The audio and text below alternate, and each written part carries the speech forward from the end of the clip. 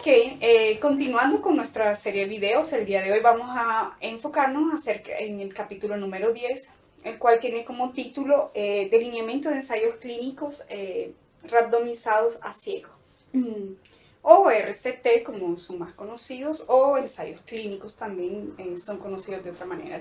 Hay diferentes tipos, lo cual vamos a ir abordando a lo largo de este video. Así que son los estudios obviamente más recientes que intentan obviamente solucionar los problemas que se pueden encontrar en lo que son los casos clínicos, los estudios observacionales de corte, transversales, y eso es muy importante que ustedes lo recuerden, cuando ellos son bien realizados. Así que esto obviamente si fue bien realizado, nosotros vamos a tener una mayor causalidad en cuanto a nuestros resultados que los estudios obviamente convencionales, como los que hemos hablado en nuestros capítulos anteriores y videos que ya tenemos en nuestro canal. Este tipo de estudio es muy utilizado en lo que es la industria farmacéutica, específicamente cuando estos estudios están en fase 3 o 4. Y obviamente son los que deben y necesitan tener más cuidado, obviamente son más caros y necesitan de una gran elaboración o mucho tiempo. Hay personas muy especializadas en el tema para cuando nosotros iniciamos la realización de esa colecta, ¿verdad? Sea de lo mejor posible en cuanto a ello. Nosotros siempre tenemos que pensar, si nosotros deseamos hacer un clinical trial, ¿cuál es nuestra población albo? ¿Cuál es nuestra población accesible? Y lo ideal obviamente es que ellas sean lo más próximo al público albo. Entonces, si nosotros, por ejemplo, nosotros queremos utilizar, por decir así, hipertensión, un nuevo medicamento para hipertensión, nosotros tenemos que pensar y por eso ustedes ven que también los clinical trials son más utilizados como proyectos multicéntricos, ¿verdad? Son realizados en varias ciudades. Así nosotros definimos mejor lo que es la población que tenemos acceso, definimos lo que son los grupos de exposición. Por ejemplo, nosotros queremos estudiar hipertensión y ejercicio físico. Cómo nosotros, los que no tienen esa exposición, ¿será que mi actividad física realmente reduce la probabilidad de infarto? Ese sería un tipo de estudio de corte, y luego veo que cada quien tiene diferentes tipos de problemas cardiovasculares. Así que nosotros tenemos que tener bien en cuenta y bien definida cómo va a ser esa población que nosotros estamos estudiando. No necesariamente teniendo el mismo grupo en la población que haga o que no haga ejercicio y la población no sea balanceada. Entonces ahí es donde, por ejemplo, los clinical trials deben de ser proporcionales. Va a ser importante que ustedes vayan a reforzar esa parte de lo que es el cálculo de la muestra, que vamos a necesitar hacerlo obviamente antes. Y eso en los clinical trials no es una opción, es una necesidad que nosotros necesitamos tener para ello. Aquí vamos a tener obviamente la parte de randomización, que tenemos que hacer el sorteo en esos dos grupos que nosotros vamos a tener. Y por ejemplo, en lo que es hacer ejercicio y los que no hacen ejercicio también necesita hacer un sorteo, y a partir de ahí se siguen esas personas, ¿verdad? Para ver nuestro desenlace, que en este caso sería problemas cardiovasculares, y no sé cuál va a ser su variable que ustedes deciden escoger, pero por ejemplo nosotros podemos pensar en una sola, o puede ser varias también, ¿verdad? Como lo vamos a explicar más adelante. En este momento vamos a pensar que es solo infarto agudo de miocardio. Y es toda esta información acerca de ese diseño, nosotros lo podemos observar, que vamos a dejarla por aquí también en el video, lo que es la figura 10.1. Básicamente este es un diseño del estudio, es una mezcla, obviamente que ese diseño es una mezcla entre lo que son los casos clínicos y los estudios de corte, con obviamente muchas mejorías, y que debemos de ver bien cuáles pueden ser nuestras variables de confusión, cuáles pueden ser nuestros bies, cuáles van a ser nuestras covariables, y cuáles nosotros vamos a necesitar hacer match en ese periodo donde nosotros estamos haciendo la colecta de los pacientes. Los grupos tienen que tener la misma cantidad, ya sea para sexo, hombre y mujer. Y entre ellos obviamente tiene que haber un match, ¿verdad? Tenemos que tener cuidado entre que esa persona haga ejercicio, cuáles son mujeres o hombres en cada grupo, tenemos que tener la misma cantidad en cada uno de ellos. En los grupos de exposición tenemos que también respetar esas mismas proporciones en cada subgrupo y podemos usar lo que es o sea, covariar para el modelo estadístico creando un score. Ok, en este tipo de estudio nosotros necesitamos saber qué tipo de randomización vamos a utilizar. En ese sentido nosotros tenemos que ya tener claro, ¿verdad? Lo que las variables covariadas, los confundidores, y por ello este tipo de estudio es un tipo de estudio más fuerte, que lleva más tiempo en ser diseñado. Ellos ganan obviamente más fuerza en los años más o menos a partir de los años 70, ¿verdad? Y vamos a dejar un artículo de Bradford Hill que dio mucha relevancia, ¿verdad?, después de su publicación a este tipo de estudios. Y aquí viene una pregunta muy importante, ¿cómo escoger mis controles? Ellos tienen que ser realmente homogéneos, tienen que ser muy parecidos entre sí, con la única excepción que debe de separar ellos es mi variable de desenlace. Entonces eso es muy importante y tenerlo bien claro. Es clave saber quiénes serán mi grupo control o saludable, porque nosotros debemos de tener bien claro y debemos de tomar un tiempo suficiente en pensar cuáles van a ser nuestros criterios de inclusión y exclusión, los cuales nosotros ya hablamos con mayor detalle en lo que es el capítulo 3. Ahí ustedes pueden ir a reforzar esa parte que está más detallada. Nosotros podemos usar lo que es, por ejemplo, si nosotros queremos estudiar cierta enfermedad que aparece específicamente en un rango de edad, nosotros aquí tenemos que ver que nuestros grupos tienen que estar obviamente randomizados o estratificados por rango de edad, si es ejercicio, qué tipo de ejercicio es el que está haciendo esa persona. Eso no es algo trivial porque, por ejemplo, hacer una vez por semana ejercicio físico va a formar parte del estudio, cuáles van a ser los criterios de inclusión y exclusión de la cantidad de ejercicio realizado por semana. O nosotros solo vamos a definir, por ejemplo, que quien realiza ejercicio físico va a ser aquella persona que realiza más de 30 minutos 3 veces por semana, o quien no hace nada, fue excluido. Entonces, si nosotros escogemos entre aquella persona que realiza ejercicio 3 veces por semana y aquel que no realiza nada, estamos dejando por fuera las personas que hacen el ejercicio moderado, que es una buena cantidad en la población general. Tenemos que pensar que la actividad física realmente reduce el riesgo de infarto, pero si nosotros estamos comparando extremos, entonces ahí nosotros estamos teniendo realmente, perdiendo información importante. Ahora vamos a hablar un poco acerca de lo que es el desenlace. Este puede tener uno o varios desenlaces, no hay problema, solo necesitamos que ellos estén separados. Obviamente va a aumentar el costo y el tiempo, o puede existir un desenlace combinado.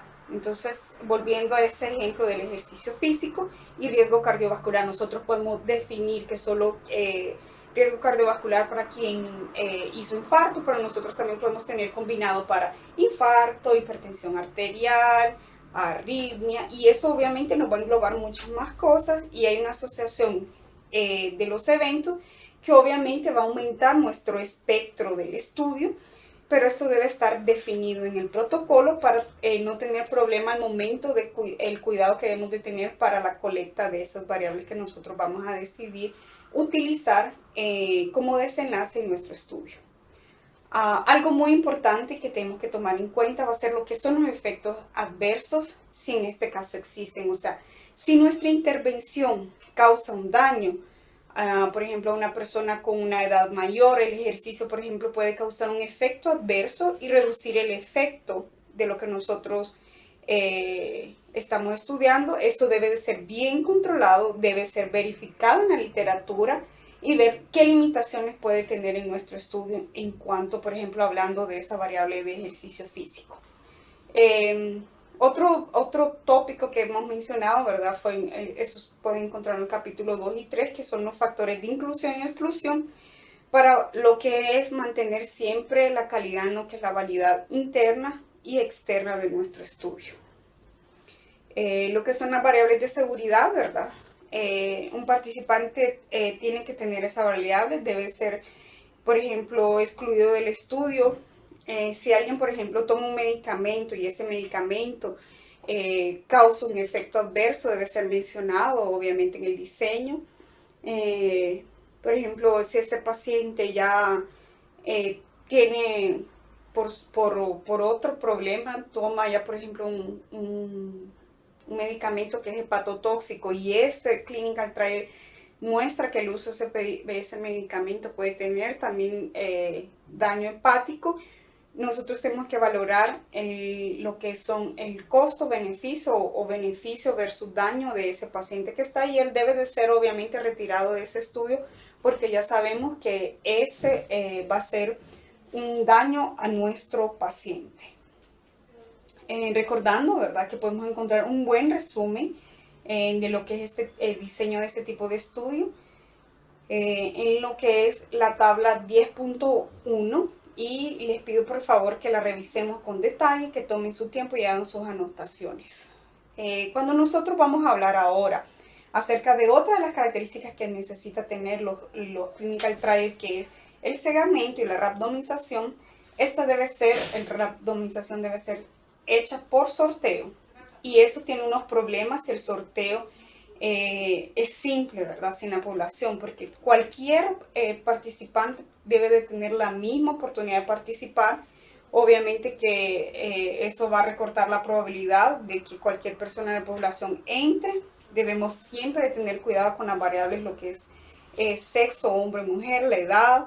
Y ahí es donde entra obviamente la randomización como subgrupo dentro de los grupos, ¿verdad? De que cada subgrupo se haga un sorteo, por ejemplo, con el mismo rango de edad, hacer el match, lo que son...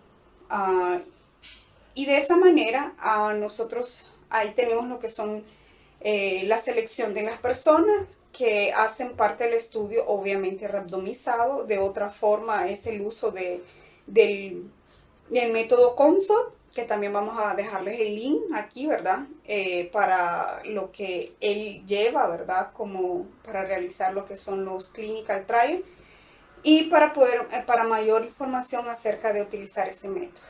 Ok, y por último vamos a hablar de lo que es la randomización adaptativa. Entonces, por ejemplo, estamos estudiando un nuevo brote de gripe y nosotros obviamente vamos a esperar que la población que tenga gripe sea menor que la población que tenga gripe sea menor que la población que no tenga, ¿verdad?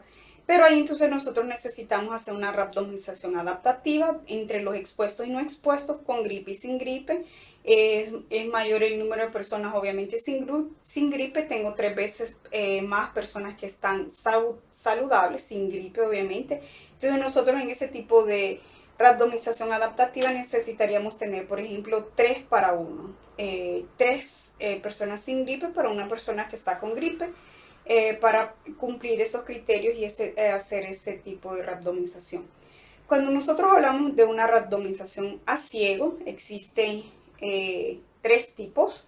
Obviamente la primera y la más común que nosotros utilizamos es donde el paciente no sepa, ¿verdad?, si dónde él está, en qué grupo. Ese es un doble ciego, no sabe quién administra, ¿verdad?, ni quién recibe. La mayoría deben de ser doble ciego. Eso es algo muy importante, saber que ni el paciente ni quien está llevando el medicamento sepa en qué grupo está. Y un triple ciego, ¿verdad?, ¿qué sería? El paciente no sabe lo que está recibiendo, el médico o el personal o el equipo también no sabe en cuál de los dos grupos entra. Y la tercera, y la que quizás puede ser más interesante para evitar ese bias, es que nuestro estadístico no sabe quién sea el grupo control y quién es el grupo tratado, placebo versus medicamento. Solo se le entrega como grupo A y B. Obviamente esto hace un estudio y que nuestros resultados sean más confiables. Obviamente cuando no podemos hacer el ciego de lo que es el grupo, por ejemplo, cuando hay actividad física. Obviamente ahí nosotros vamos a tener ese 10 que no hay ciego, pero sí podríamos tener un ciego, por ejemplo, en el personal que va a hacer la evaluación, ¿verdad? Tener dos equipos independientes. Y así ese ciego con cada grupo independiente va a mejorar la calidad. Y el tercero sería quien hace el análisis. Así que ahí nosotros, obviamente los pacientes van a saber quién está haciendo y no, pero nosotros estamos siempre cumpliendo con al menos tener dos ciegos. Ok, como ha sido rutina, ¿verdad? En lo que es cada uno de nuestros capítulos, vamos a hacer un pequeño ejercicio. Ok, como es costumbre, para finalizar nuestro capítulo, tenemos esta discusión del caso el día de hoy. Hoy vamos a hablar acerca de un gran ensayo clínico que se está llevando a cabo sobre el medicamento o el extracto de hierba Upersina, que tiene dos grandes brazos. En cada brazo él tiene 200 personas y él está en la fase de diseño. Así que eso es muy importante porque nosotros vamos a pedirles a ustedes su imaginación, su creación para que ese diseño quede mucho mejor y que los resultados sean realmente los mejores de ese estudio. Entonces el objetivo principal va a ser ver si el extracto de Upersina disminuye la incidencia del diagnóstico clínico de demencia en hombres y mujeres adultos mayores con un comprometimiento cognitivo leve. Pero ya está definido en la literatura, ¿verdad? Que el uso de la Upersina causa en algunos pacientes algunos síntomas gastrointestinales como lo es diarrea, náuseas y vómitos. Necesitamos describir un plan para avaliar los efectos adversos de ese nuevo tratamiento sobre los síntomas y obviamente las enfermedades que no sean de demencia. Así que vamos a tener un periodo de tiempo para que ustedes hagan una discusión y en breve retomamos este video para ver sus respuestas. Así que pueden pausar el video para pensar un poco acerca de cuál va a ser su idea en lo que es el plan.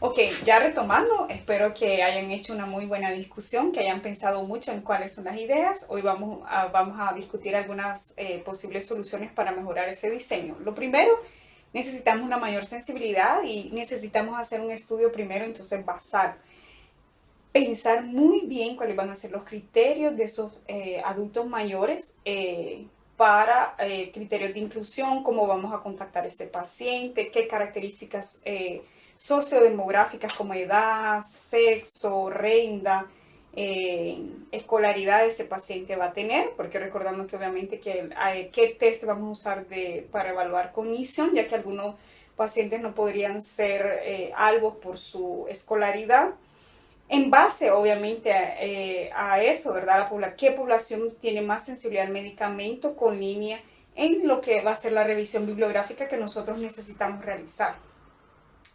Por ejemplo, y si nosotros comprobamos que hay una disminución de la demencia haciendo ese test cognitivos pre y post uso de este medicamento, eso nos va a mostrar, ¿verdad? Que ese uso, por ejemplo, del medicamento mejora la cognición en 10 puntos. Y así nosotros podemos saber cuántos de esos 10 puntos que nosotros podemos mejorar la parte cognitiva de esos pacientes adultos mayores se pueden ver afectados por los efectos gastrointestinales o los efectos adversos que ese medicamento también presenta en esa población. Entonces ahí nosotros ya podemos tener una mejor evaluación de lo que son también esa parte de los efectos gastrointestinales que presenta el uso de ese extracto. Muchas gracias nuevamente por su atención. Esperamos que continúen motivados para mejorar ese protocolo de investigación y hasta el próximo video donde abordaremos el próximo capítulo, el cual es el capítulo número 12, por lo cual estamos comentando que ya hemos avanzado bastante y viene esa recta final donde ya podremos tener todos esos tips para un mejor desarrollo de lo que es un protocolo de investigación. Muchas gracias.